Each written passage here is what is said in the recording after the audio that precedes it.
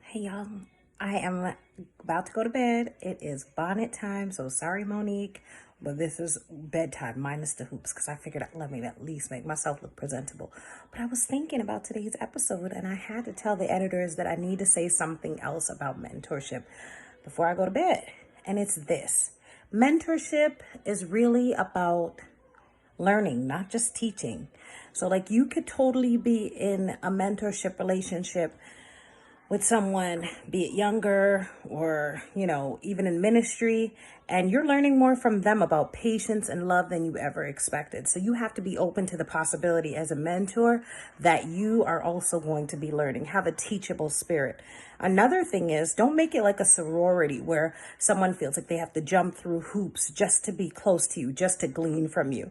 I don't think any of Jesus's disciples or even Mary Magdalene, I didn't think any of them had to do anything different than what they were already to be affiliated with him. So never make it like I'm up here, you're down here type of relationship for mentorship, because in mentorship, the real deal, the real ministry is about love.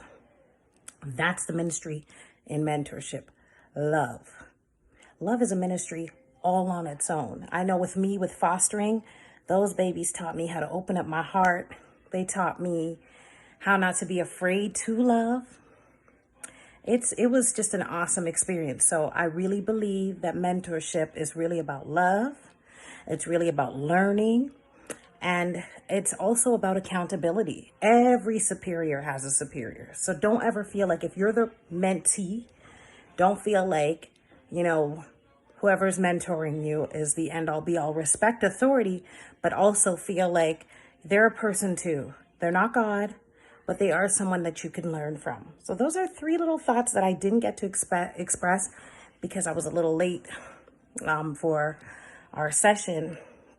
I had to breastfeed the baby and I didn't want to hold Londa up because she had a studio session. So I just wanted to make sure that you guys hear my heart on this mentorship episode. And let me know if there's anything else you want to hear, anything else you want to see, just let me know. You could be a guest or I could talk about it all on my own because this is like my verbal diary. And also I want to take this time to say thank you to everyone for your support, for watching, for allowing me to be transparent and not judging me. The viewers and the followers are expanding daily. And I'm just so thankful for the support. So, yeah, it means a lot to me. So enjoy this mentorship in ministry episode. Tell me what you think. Like, comment below, and subscribe. Follow me on Instagram. And I look forward to hearing from you soon. Have an awesome evening. Night, night. I walk, I strut, I walk, I strut, I walk, I strut. I walk, I strut, I walk, I strut, I walk, I strut. Healing in my heels, healing in my heels, healing in my heels. I walk, I strut, I walk, I strut, I walk, I strut, healing in my heels. I learned to walk on my own. I never asked for anyone to teach me. I just watched, I listened, and I was supported to walk. So welcome to TeaTalk, everyone. This is your host, Yolande Spooner, and we've got the lovely, incomparable Londa Larman with us. She's amazing, and I'm so glad she took the time to meet with me before her studio session. Welcome, Londa. Hello, hi everybody. She always tells me I'm so hyper, so I'm going to try to calm it down. Tell me a little bit about your vocal coaching and all the stuff that you've got going on. Tell me about yourself. Oh boy. Well, the vocal coaching, really, if I would speak to vocal coaching, it would be concerning getting ready for our Sunday broadcasts in dealing with our current team members. I'm not really doing vocal coaching outside of that so much as I was before, just because I just got so busy and it was tiring. Mm-hmm. I will do it for those that specifically ask on a specific occasion. It depends. It would be case by case basis. There are times when I do it, but it's mostly for getting my team ready for our Sunday broadcast, because we do pre-record and then we get all the songs perfected and so on throughout the week in preparation for when it's ready to be broadcast. And then I'm working on new music. That's why I'm in the studio right now. Okay. Yes, working on new music. And to God be the glory with that. It's really difficult because it's a lot of money, Yeah. you know, and Yeah. single momhood is like, it's no joke. So doing the best that I can, you know, sometimes it takes a long time, but hey, when you're an indie artist, just let it go. Well, that's So it. yes, and so that's what's up with me. I'm also a soccer mom. My eldest is heavily into soccer, so I'm taking him to practices. Pre-COVID, I was taking him all over, and now with COVID, they've really just been doing things online. But now Oh, that everything's opening back up again, we're back to that. So oh he my had his gosh. So first you're a practice soccer yesterday. mom. I am. I Come am. on, I love your transparency. Wow. So Very, working on very. new music and all of that, Mhm. and also being a soccer mom. What about Miguel? What's he into now? Miguel, we're not sure yet. He's still trying to find himself, which is fine. He can That's take right. his time. That's I right. know that he does love to sing and he loves video games and he loves anime. Oh, So he had said that he wanted to be a game designer, a video games designer, or something to that effect. I said, okay, so we'll see as he goes. He's still so young, he's 10. So yeah, we got a exactly. while yet. Okay, well, that sounds cute and exciting. I miss them so much. And speaking of kids, I know everybody can hear mine in the background, but we thank God that she's healthy enough and got some good lungs on her.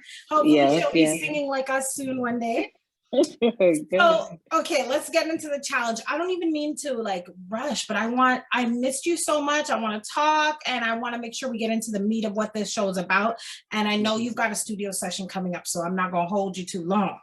So we're going to do the challenge questions. Okay. You never know what I'm going to ask. So the first one, I really want to know. Love or money? Love. What do you choose? Yeah. Love. Yeah. Okay. Yeah, for sure. Okay. Why? Because money will come and go. Love, I would hope, would remain. Yes. That's supposed to be steadfast. That's supposed to be unconditional. And I mean, what more example do we have than of our Heavenly Father? Love remains. Love should be Yeah. consistent. Wow. Money isn't consistent. That's true, especially in these Mhm. times. Yeah. Okay. Okay, so would you rather sing, like minister, or be ministered to? Both. I Okay. can't choose one because as a human being, we all need to be restored and refreshed and revived. So especially as a Levite, a worship leader, there's going to be times where I feel depleted and I need to be poured into. I can't just always be giving, giving, giving. At some point, I'm not a machine. At some point, I'm going to dry up. Yeah. And so I need somebody to pour back into Refreshing. me. So I have to take both. I can't choose one or the other on that one. Okay, I get that. I get it. And let me see one other. Do you have a mentor or someone that you look up to that like pours into you? I didn't even plan on asking that question. That is a good one. I think I have a few. I don't have only one. And the mentors that I have, I would say, pour into me in different ways. And then I would even say that I have mentors who they themselves don't even know that they're a mentor to me. Right. So they just they pour into me and God speaks to them and tells them what to do and they reach out to me when they can. And yeah, that's what I would say regarding that. Yeah. Okay, it sounds good. And it feels good, you know. And I mean, we'll get right into it. I used to be on the praise team at Rima, and the experience is amazing. And the leadership in the church is amazing. For me, personally, in my own story, I always felt like I wasn't sure because it's a big city and I wasn't sure where I fit in.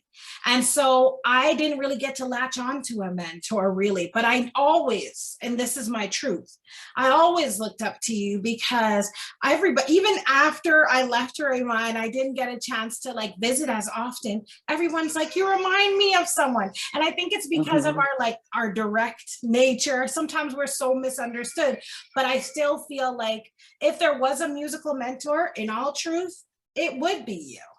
Because I feel like there's a lot to learn and there's a longevity that no one can deny. You've been in this for a while, looking young and fresh, but you know what I mean? You've been in it for a long time, and some people release one single and it's gone. So I'm just like, I just want to thank you for your investment, and even for the short time that I was at Rhema, for what you taught me. We didn't really get a one-on-one, but still it's like just watching, you know, the way God uses you. What do you feel ministry has to do with mentorship? Like, how do you feel like the two connect? I think it's necessary, especially in, for example, with the praise team. I think it's necessary because I'm not going to be there forever. And I understand that, and I accept that, and I'm okay with that. Our leader, Joel Chambers, I think it was in 2019, had us go through the Bible. And I had never noticed this before, but there was a time when the Levites, it was told to them that once you reach the age of 50, you retire. Whoa. As a Levite, as working as a Levite at the age of 50. So if I were to take that literally, I have 4 years left. Wow. Right? People were living hundreds of years. How could they be only giving 50 years? Well, I didn't know that. That's amazing.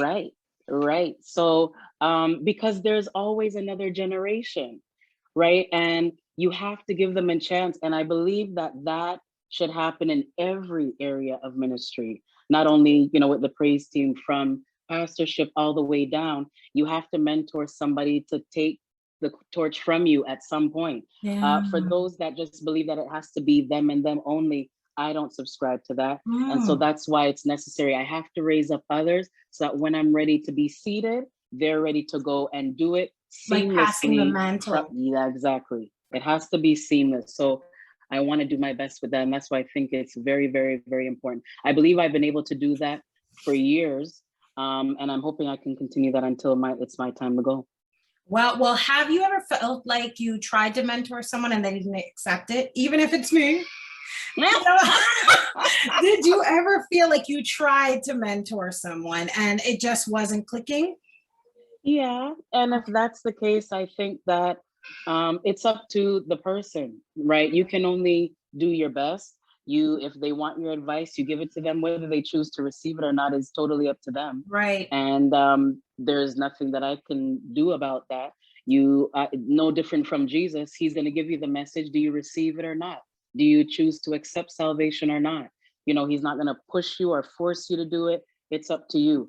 But know that if it's good advice, if it's godly advice, and you refuse to accept it, then you have to be able to accept whatever consequences come with that, whether it's good or bad. Really? Okay. That's a good point, because I'm thinking, like, say someone tries to deliver it, mentorship doesn't click, but then I feel like God might put someone else in their path. I mean, we're not going to abuse it or be presumptuous where it's like, I don't want to listen to you, I'm not listening to you. But it's like, I feel like, yes, there would be consequences, but maybe they'll be able to, who knows, on their whole Jonah experience, meet somebody else who might be like, you get to get out of here, this here Nineveh, and get back on task. You know, I don't know how long God allows that elastic stretch, but I feel like there's more than one opportunity to receive the mentorship, hopefully, because for me. But it may not always be a Jonah experience either. It may just be that person wasn't for you. Oh. You know what I'm saying? It could just be that. There are those scenarios as well, where, you know, it may not be you and me to click. Maybe it's this other person, and God will provide, you know, the ram in the thicket, whoever it's supposed to be, that you're supposed to click with. Not everybody that comes your way is for you and supposed to be in your circle. So it could very well be that as well. That's okay. That's true. And I even feel like, in my fostering time, I got to mentor a lot of younger girls, younger women. That's my passion. And I felt like it only happened after I got my specific healing in certain areas where I was able to kind of minister to them and mentor them at the same time and marry the two. And they still, even when they grew and graduated and left the foster care system, they're able to call me back and still be like, hey mom, or how you doing? And it's building that relationship. And they didn't necessarily treat me like a mom when I had them in my care. So it was kind of after the fact, they were able to kind of look back and be like, you know what, mentorship is a form of ministry, and showing them God's love in whatever capacity allows them to come back maybe sometime and be like, you were right. Right. Absolutely. Kind of like what I'm saying. Thank you. And I'm not going to tie you too long, but it might be a few years later, like myself, and come back and just say, I appreciate you. And even you taking the time to talk for such a short period means the world. Because I find a lot of times, we could be misunderstood and people, don't really know the real us. But for you to be humble enough to be here and for me to say thank you personally, amazing. Thank you. Thank you. I'm honored. It's a pleasure. And I'm glad to see that you're doing this and trying to help others. I think that whatever your journey may be in life, that once you learn whatever it is that God wants you to learn, if you're able to pour back into others, then to God be the glory. Because that's all that he wants us to do. He wants us to give back to others, serve others, be there for others, learn from whatever it is that we needed to learn. You know what I'm saying? Sometimes we have our Damascus road. Yes, and we have to go down that Damascus road. We just have to hope we don't turn out blind afterwards. That's right. You know what I mean? Like, no, honestly, because I'm like, whoa, that's a major consequence, that happens. So thank God for his grace. So I'm happy for you. Thank you. And I apologize about the screaming in the background, but I wish you awesome. I'm a mother. You can't say sorry to me. Oh my I get it. I'm telling you. Well, have a great studio session. Thank you all for listening. This is TeaTalk. Like us on Facebook, subscribe on YouTube, and follow me. And don't forget to comment below. Thank you so much, Londa Lyman, and have a wonderful studio session, like I said. I heal the generations that follow. I heal my understanding of being a woman. I heal my memories and purify them by creating healthier memories, exploring possibility through my imagination. I heal my inner feminine by forgiving my mother.